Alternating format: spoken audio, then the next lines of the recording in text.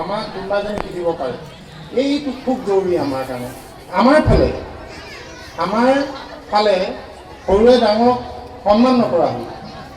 শিক্ষকজন আগত থাকে, হাতত চিগাৰেটটো লৈ পেলাই ষ্টুডেণ্টটো কাষেদি পাৰ হৈ যায়। তেনেকুৱা মই মোৰ নিজ চকুৰে দেখিছোঁ।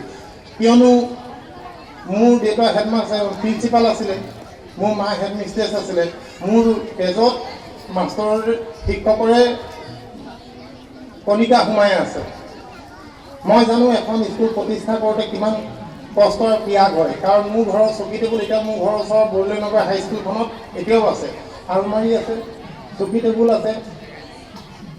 এটা ইটাৰ কাৰণে দেউতাহঁতে মানুহক ৰিকুৱেষ্ট কৰে যে এটা ৰুম বনাই দিয়ক, বালি এগাড়ি দিয়ক, মাটি এগাড়ি দিয়ক। এইবোৰ মই দেখিছোঁ। শিক্ষকৰ অৰিহণা এখন সমাজত কিমান, সেইটো আৰু মই আপোনালোকৰ আগত নতুনকৈ ক'বলৈ নাযাওঁ। কিন্তু এনেকুৱা এটা অনুষ্ঠানত মই বিশেষ অতিথি হিচাপে আমন্ত্ৰণ পাই সঁচাকৈ মই অভিভূত।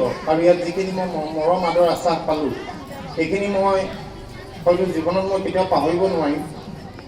মোৰ এনেকুৱা লাগিছে মই ইয়াত আৰু অলপ বেছি সময় থকাকৈ আহিব পাৰিব লাগিছিল। মই ৰাতিপুৱা অলপ সোনকালে আহিব লাগিছিল। মই অলপ ফুৰিবলৈ মোৰ মন আছিলে, মানুহৰ ঘৰলৈ যাবলৈ মন আছিলে, মানুহৰ লগত মত বিনিময় কৰিবলৈ মন আছিলে।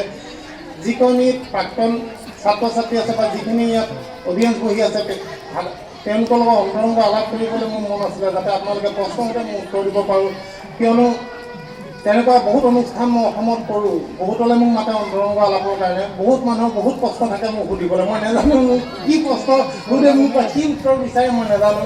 মানুহে মোক কেলৈ ভাল পায় মই নাজানো, মানুহে কিয় মোক ইয়াত আমন্ত্ৰণ নিমন্ত্ৰণ কৰে এনেকুৱা ধৰণৰ সভা সমিতিত মই বুজি নাপাওঁ। সেইদিনাখন আজি কেইদিনমানৰ আগতে মই পুৰণিগুদামত এখন মিটিঙত মাতিলে, বিশিষ্ট ব্যক্তি হিচাপে মিটিংখন হয় সাহিত্য সভা। এখন কিতাপ লিখি মই সাহিত্যৰ বিষয়ে কি ক'ম মোক কওকচোন। ইমান সহজে মানুহ এজন সাহিত্যিক বা বুদ্ধিজীৱী হ'ব পাৰেনে? মোৰ বহুত বছৰ লাগিব, আৰু 15-20 বছৰ লাগিব। তাৰ কাৰণে মই চেষ্টা কৰি আছোঁ, মই অধ্যয়ন কৰিছোঁ। ভাষাটোৰ প্ৰতি মই মানে কি ক'ম, চেষ্টা কৰিছোঁ মই যাতে জ্ঞান অৰ্জন কৰিব পাৰোঁ নিজৰ ভাষাটোৰ প্ৰতি। কিন্তু ইমান সহজে মোক যিটো স্থান অসমৰ ৰাইজে দিছে, মই তাৰ যোগ্যতা মোৰ এতিয়াও হোৱা নাই। এখন কিতাপ লিখি এজন মানুহ বিশিষ্ট ব্যক্তি, এজন মানুহ বিশেষ অতিথি, তেনেকুৱা ধৰণৰ সন্মানবোৰ পালে একচুৱেলি মোৰ লাজো লাগে, ভয়ো লাগে। মোৰ এনেকুৱা লাগে যেন আজি মই যিখন দুনীয়া ঘূৰি ফুৰিছোঁ, যিখিনি মৰম আদৰ আশ্বাস মানুহৰ পৰা পাই আছোঁ, কাইলৈ যদি হঠাৎ নোহোৱা হৈ যায় মোৰ কি হ'ব? তেনেকুৱা ধৰণৰ কিছুমান চিন্তাই মোক মানে অলপ মাজে মাজে ভয় খুৱাই থাকে বাৰু। বাদ দিয়ক এইবোৰ কথা। কালি ৰাতি মই লেটেষ্ট সপোন এটা দেখিলোঁ, আপোনালোকৰ সেইটো কথা কওঁ। ৰাতি শুই আছোঁ বোলো, ৰাতিপুৱা সোনকালে উঠিব লাগিব, লখিমপুৰ যাব লাগিব, সোনকালে সোনকালে উঠিম। ৰাতি সপোনটো দেখি আছিলোঁ মই, এতিয়া পূৰা মোৰ মনত নাই। মই ভাবি আছিলোঁ এতিয়া ইয়াত বহি পেলাই, মই সপোনটো পাহৰিছোঁ, কিন্তু মই সেইটো লিখিম। তেজু লাইনত মই আমাৰ বাছখন যেতিয়া নতুন বাছখন দিলোঁ, এয়াৰবাছ তেজুটো গুৱাহাটী, তাত আগৰ পৰা চলি আছিলে তনু ষ্টেৰেজ বুলি এখন গাড়ী। সিহঁতৰ ষ্টাফৰ লগত আমাৰ কাজিয়া যে তহঁতি ইয়াত গাড়ী কেলৈ দিলি। সেই যে তাৰ লগত কাজিয়াবোৰ সিহঁতৰ আমাৰ মাজত চলি থাকে মুখে মুখে। কালি সেইটোকে মই সপোনত দেখিলোঁ। তেতিয়া মই তাক বুজাইছোঁ যে এতিয়া কলি যুগ আৰু সত্য যুগৰ কিবা কথা দেখিলোঁ সপোনত। তাৰপিছত সেইবোৰত দেখি মেলি কাহিনীটো এনেকুৱা আছিলে, সি যে তেনেকুৱাবোৰ মানে তাত আমাৰ গাড়ী নাথাকোঁতে সিহঁতি তাত মানুহে বস্তু এটা দিলে, যিটো বস্তু দাম 150 টকা ল'ব লাগে পেকেটটো সিহঁতি 500 টকা লয়, মনোপলি কৰে। সেইকাৰণে ওচৰৰ মানুহবোৰে সিহঁতক বেয়া পাই আছিলে। যেতিয়া আমি গ'লোঁ, এতিয়া ৰজা মহাৰজা দিন আহি গ'ল। তাত ক'ৰবাৰ পৰা কিবা সিং বুলি এজন ৰজাই সিহঁতক এটেক কৰিবলৈ আহে। সত্যযুগ আৰু কলিযুগৰ সংমিশ্ৰণত এনেকুৱা ধুনীয়া সপোন দেখি আছিলোঁ মই। হঠাৎ সাৰ পাই গ'লোঁ, এলাৰ্ম বাজি মই সাৰ পাই গ'লোঁ। এতিয়া মই ৰিকেপ কৰি আছোঁ, সেইটোক মই কাহিনী ৰূপ কেনেকৈ দিব পাৰোঁ।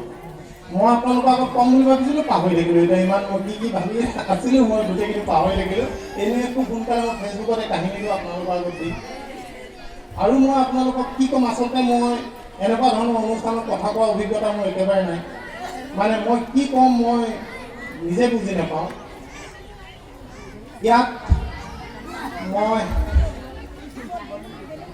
এনেকুৱা ধৰণৰ ব্যক্তিসকলৰ আগত আচলতে কিছুমান শব্দ উচ্চাৰণ কৰিবলৈ বেয়া লাগে। মই সাধাৰণতে কওঁ লেটেষ্ট, ৰাত্ৰি, এনেকুৱা ধৰণৰ কিছুমান শব্দ উচ্চাৰণ কৰোঁ। এনেকুৱা ধৰণৰ অনুষ্ঠানত মোক মাতিলে মোৰ বৰ দিগদাৰ হয় কথা ক'বলৈ। মই সেই শব্দবোৰ ক'ব নোৱাৰোঁ। ইয়াত বৰ ভদ্ৰ হৈ থাকিবলগীয়া হয়, পূৰা ফিল্টাৰ কৰি পেলাই কথাবোৰ ক'বলগীয়া হয়। তেতিয়া অলপ অসুবিধা হয়, মোৰ কথাবোৰ সুবিধা ধৰে। আৰু মোক আপুনি কিবা এটা কৰ্মসূচী ক'লে আপোনালোকে ভাল পাব মই তেনেকুৱাকৈ নিশ্চয় মই খুব ভাল পাওঁ তেনেকুৱা ধৰণৰ যদি কিবা এটা প্ৰগ্ৰেম কৰে চাওক আপোনালোকৰ যদি মোক কিবা প্ৰশ্ন সুধিবলগীয়া আছে আপোনালোকে যিকোনো প্ৰশ্ন এটা মই সুলভ মই উত্তৰ দিম হয়তো আকৌ কেতিয়া মই ইয়াত আহিবলৈ পাওঁ নাজানো কিন্তু দাদাই মোক